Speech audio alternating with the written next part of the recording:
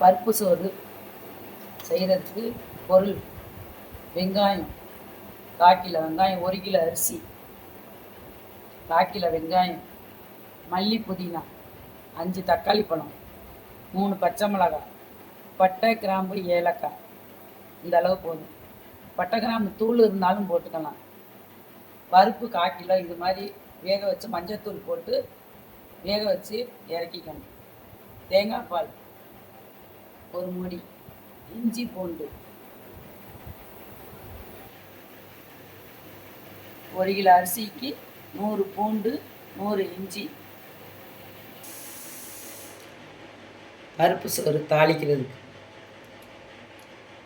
எண்ணெய் 4 கரண்டி ஊற்றணும். 1 கிலோ அரிசிக்கு 3 ஸ்பூன் நெய் போடணும்.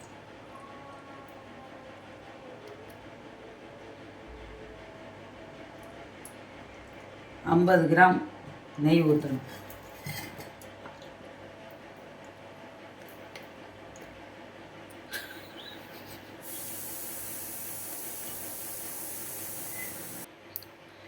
பட்டை கிராம்பு ஏலக்காய் தாளிக்கிறது.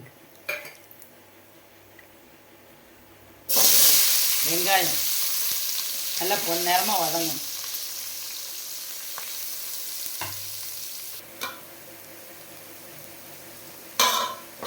வெங்காயம் இது மாதிரி நல்லா வதங்கிடணும்.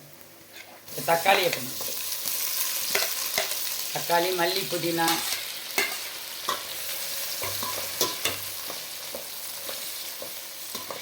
பச்சை மிளகாய் எல்லாம் போட்டு ஒன்றா கிண்டணும்.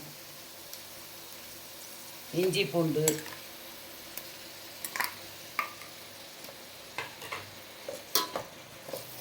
இது மாதிரி நல்லா வதங்கணும். இப்போ தேங்காய் பால் ஊற்றணும். 1 கிலோ அரிசிக்கு 2 பங்கு தண்ணி.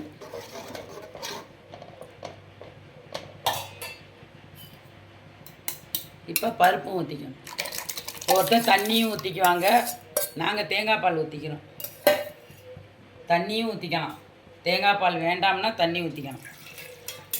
பட்டை கிராம்பு தூள் இருந்தாலும் போட்டுக்கலாம். உரப்பு வேணும்னா மிளகாய்த்தூள் கிண்டி விட்டுக்கலாம். எங்களுக்கு இந்த பச்சை மிளகாய் உரப்பே போதும்.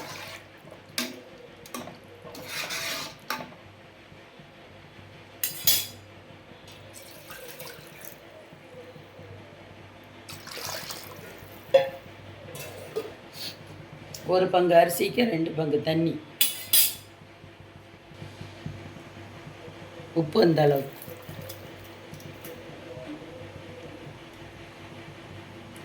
லெமன் ஒரு 1/2 பழம் ஊற்றினா போதும், ரொம்ப வேண்டாம். தயிர் இருந்தால் ஊற்றிக்கலாம், இல்லைன்னா லெமன் இருந்தால் ஊற்றிக்கலாம். ரெண்டையும் ஒன்றா ஊற்ற வேண்டாம். இது மாதிரி நல்லா கொதிக்கணும் பருப்பெல்லாம் போட்டு. இப்போ அரிசி அள்ளி போடணும். தம்மில் போட்டுறணும். அப்படியே துளசி அரிசி தான் நாங்கள் இப்போ போடுறோம். புழுங்கல் அரிசி இருந்தாலும் போட்டுக்கலாம். நல்லா ஊற வச்சுருங்க புழுங்கரிசியை. துளசி அரிசியில் போட்டால் சாப்பிட கொஞ்சம் நல்லாயிருக்கும் டேஸ்ட்டாக.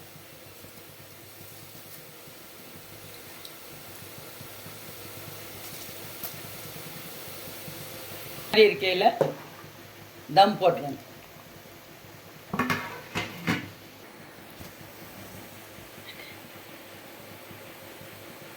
தம் போடணும். ஒரு 10 நிமிஷம் இருந்தால் போதும், இறக்கிடணும்.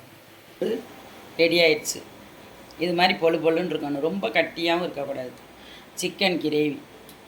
இந்த வீடியோ பிடிச்சிருந்துச்சுன்னா லைக் பண்ணுங்கள், ஷேர் பண்ணுங்கள், சப்ஸ்கிரைப் பண்ணுங்கள்.